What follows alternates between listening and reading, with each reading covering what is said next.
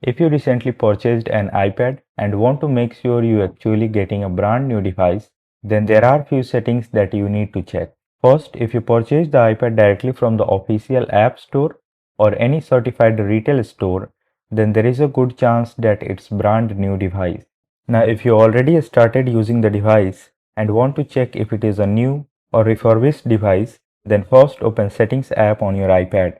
Now make sure you are in General section, and within the General Settings page, scroll down and click on About option. Now within this section, check for model number, and if the first character of this number start with letter M, then it generally indicates that the device was originally sold as new product, and if this model number starts with F, then it indicates that the iPad was originally sold as Apple refurbished device. However, also keep in mind that this isn't a perfect way to identify every refurbished iPad, and the reason is a third-party seller or repair shop can refurbish a device without changing its model number. So an iPad that starts with a letter M, like my iPad, can still have been repaired or refurbished by the third-party stores, and because of that, you should also physically inspect the iPad, especially if you are buying it from the third-party store.